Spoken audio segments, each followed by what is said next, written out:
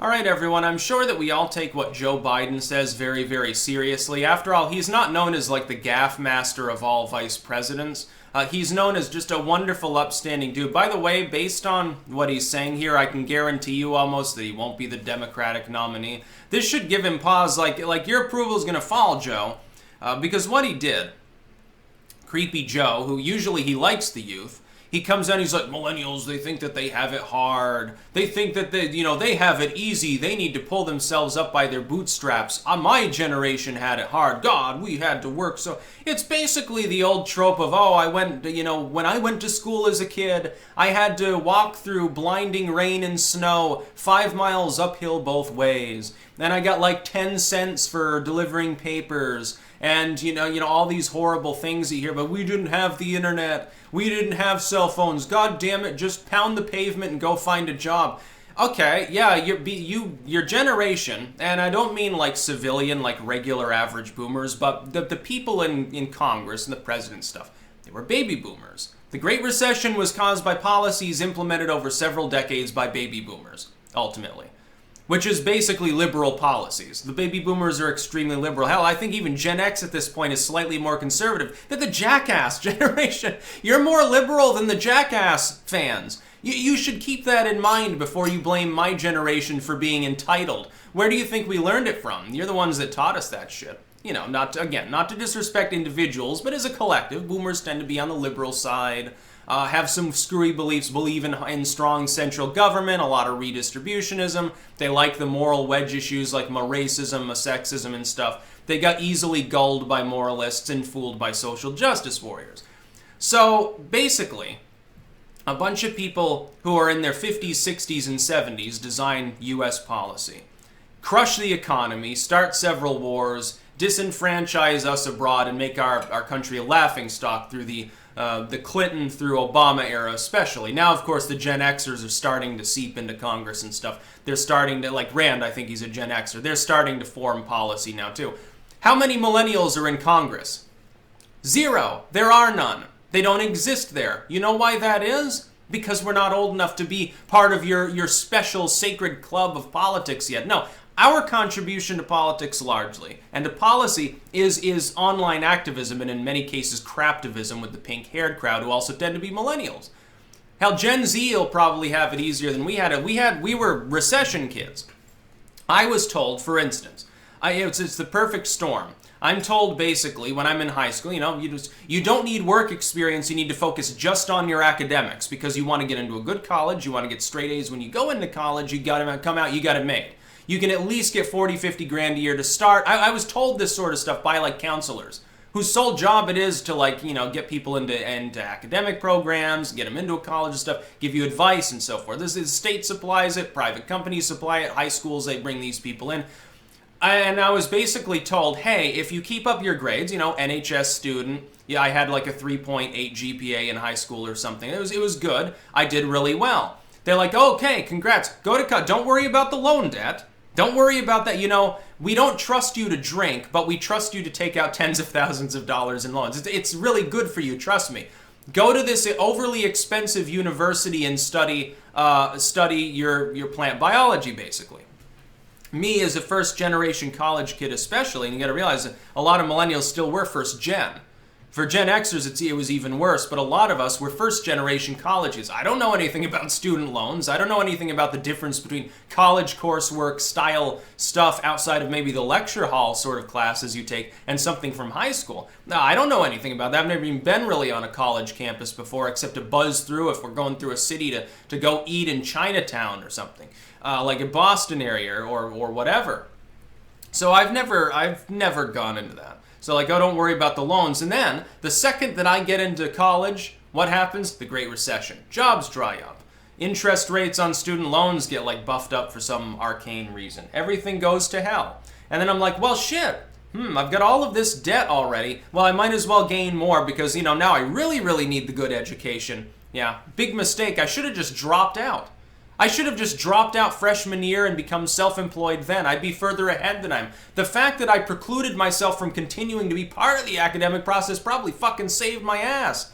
I feel sorry for people, but when Joe Biden comes out and he says, well, these millennials are so entitled, Yeah, you say, Joe, hey, I started out with nothing, look at me now. There are so many millennials that wish they had nothing. They have less than nothing, they have a bunch of debt. Did you think about that? And you and Obama didn't help the situation. Stop fucking trying to blame people that had nothing to do with the government process. You obviously didn't keep my generation in mind when you designed your stupid liberal socialist bullshit anyway. Your neoliberal corporatist policies are helping to siphon more wealth out of my generation. Not our problem. We didn't put that policy into place. Hell, even the more liberal millennials would have liked to have addressed that situation differently. Where are the jobs, Biden? You know, Obama dragged his heels. He made plenty of jobs for people who wanted to flip burgers and move boxes around. No disrespect to anyone who's in such a job because, you know, most of you don't want them and you're qualified for something that pays more anyway. Thanks, Bush. Thanks, Obama. Wonderful job you did. You gotta realize, the boomer presidents, Gen X starts to come in and they think that Bill Clinton is really hip, and so they sort of jerry-rig him into there. Now, I almost think like Trump is the dawn of the Gen Zers. Being in government, the millennials are like, we get lorded over and pushed aside by people like Bush, who sold the nation out, and Obama, who sold the nation out. Joe Biden, and Dick Cheney was even worse. He's the worst of all four of them. But all four of them are sellouts, and none of them are millennials. You know, Obama counted as a young president. He's a Gen X president, kind of. He's sort of on the cusp, but would he be considered a boomer or a Gen Xer at his age? I'm not even 100% sure. I think he falls into the oldest group of Gen X, if I remember correctly. I'd have to look at that. Was he born in the 60s? I think, like the late 60s. He's like a hippie kid, like a Woodstock era kid. Because there's like pictures of him in those weird clothes they had back in the 70s. So it's like, oh yeah, orange and beige and yellow and blue do not clash at all on the same, you know, piece of fabric. No, you know, stick to that as your disco dress. That's okay. But if you're just walking down the street, yeah, it clashes. It looks really weird. You look like Kelso or something from the 70s show. No, Joe is totally wrong. And you actually had it easy, Joe, back in the boomer days. Because let me tell you, yes, you made less money, and you were expected to work from a young age, but you had jobs. And the amount that you made was less, but costs were so much lower, it was actually technically more. It doesn't matter how much money you make. What matters is cost versus income. How much money do you take, after taxes as well? That matters. Basically, you take the amount after taxes. Now, what can that sum actually buy? What can that actually get you?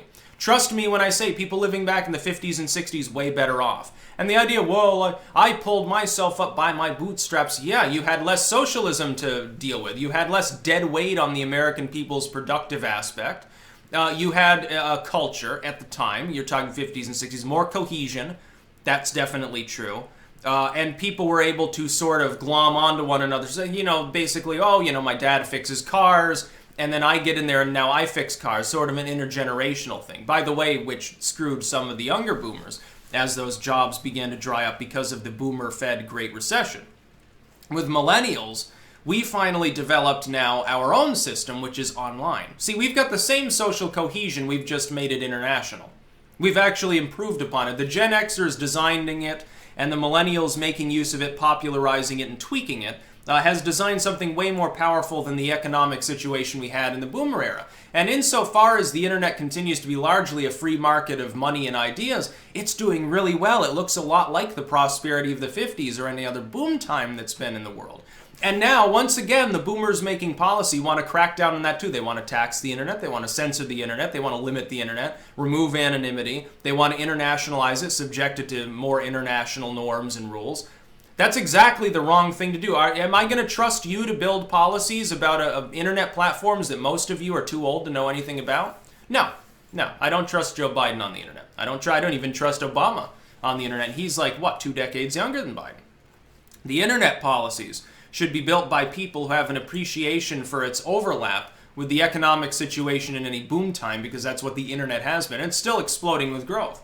Even if you try to strangulate it, it'll still keep growing. It'll just be less effective. Look, this is our only way out. The millennials' only way out of perpetual debt slavery is to use the internet half the time. What do you think I'm doing? I publish books on here. I can get donations for my work, and some people, they take ads or whatever, and that's fine. I shun that because it's, it's boring and I don't like ads. But it's a way out for people who otherwise, they got screwed. And we didn't get screwed because we're lazy. We didn't, yes, some millennials are entitled jerk-offs, but then again, they're entitled jerk-offs in every generation. They were entitled jerk-offs back in the silent generation. They were entitled jerk-offs in the great generation. They were entitled jerk-off boomers, Gen Xers, millennials / Gen Y. They're certainly entitled losers in Gen Z. There are also hard workers who got screwed and it wasn't their fault. They weren't doing it. They were doing exactly what the boomers told them to do. I did exactly what I was told. Don't do drugs. Keep your nose to the grindstone. Study, study, study. Get those fucking grades. Get into a good college. Hurrah, hurrah. I did all of that. I did exactly what I was told to do for years and years and years on end. By every teacher, by every counselor, by parents, by other adults that I knew. People, you know, some sage old person giving you advice. Like, oh, you got to learn now. You won't get a chance in the future. You got one shot at this. Do your thing. Don't worry about like the debt stuff, because you know when you graduate, you're a smart kid. You'll make like 50, 60K. It'll be no problem. You'll have a lab job. You have the 2-week vacation to start. You'll have the salaried position. You'll have the nice picket fence lifestyle. You know, of course, I wouldn't fit in with that lifestyle anyway, so I abandoned it for other reasons too, but that was never going to happen. That kind of job, it became so hyper-competitive that unless you were literally, you'd have to be not just a good student, not just top quarter. You'd have to be top 1% in order to guarantee a position like that. And then you've got, of course, affirmative action to deal with in many cases. So don't fucking try to kid yourself. That does have an effect. So yeah, Joe Biden, creepy Joe, who usually likes the youth because he's groping them all the time, all of a sudden he has a problem with younger people. We're entitled, we're spoiled, and don't know what hard work is. Okay, Joe, tell me this. How about you have to do what I do? That means you have to edit Old English books. You know, I can't do what you do either, in all honesty. Like, I couldn't get up there and pretend that your vice presidency mattered at all. I couldn't get up there and pose with people, shake hands, and feel fulfilled. But you couldn't do what I do either. Don't tell me that I'm not a fucking hard worker. I probably talk to more people than Joe Biden tends to talk to at this point, which is funny. A bunch of YouTubers more popular than a former vice president. Yeah, fuck Joe Biden. He doesn't know what he's talking about. He's gotten to that age where he's like, oh, things were so much better in my youth, but we also worked hard, and kids these days. It's the kids these days argument. It's the old people sitting around trope, and the boomers should know better. Like, the boomers were like acid soaked and smoking weed and having orgies and going to Woodstock. How did Joe Biden get so fucking boring? It doesn't make any sense. Not like, you know, past generations, it's like people who grew up in the 1910s, 1920s, unless they were like right in the heart of New York City or something, that whatever they used to, oh, we were on a farm. We were fucking farmers. We did rough carpentry or something. 9/10 of the population was still in brute labor, brute manual labor, some really, really mind-numbing clerical work, or they farmed for a living back then. I can understand why people looking back at that, they'd have sort of the hayseed nostalgia and sit in a rocking chair listening to old, 30s radio or something, listening to Hee-Haw. Okay, I can understand. The boomers weren't like that. They grew up with all the cool sci-fi. You grew up with Bowie, and you grew up with Black Sabbath, and you grew up with all this great shit, and look how you became. You sold out. You're supposed to be the generation that like end war forever, world togetherness. Look at what you've done. Come on, you're cracking the United States apart. And it's still a bunch of boomers that make these policies. A bunch of boomers make our national policy, not millennials. Yeah, call me back when there are actually millennials in our government in positions of significant authority. It'll probably be another 20 years before we have a millennial president. We may not get one, judging from how some millennials are, the politically gifted ones that actually talk about policy. We may never get a millennial president. They might all be too far left to be palatable to the rising youth of Gen Z. That would be funny. We end up with a bunch of increasingly old Gen Xers to the point where we have to have like an 80-year-old president or a president that skips a generation and is in his fucking late 30s or something. That would be funny. We probably shouldn't have a millennial president, because our generation has been raised in such fire and fury, pardon the aside there, that there are a lot of screwed up brains in it. But we're not lazy. No, they're lazy people anyway.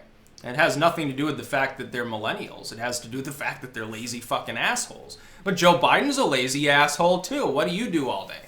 Oh, I made a media appearance today. I get $10,000 a plate fundraising dinner for the DNC. Wonderful. You're contributing a lot to the world, Mr. Biden. You're a great dude. But you'll never be the president of the United States, let's face it. It's not going to happen. You probably won't even run after this. That's about all. Peace out.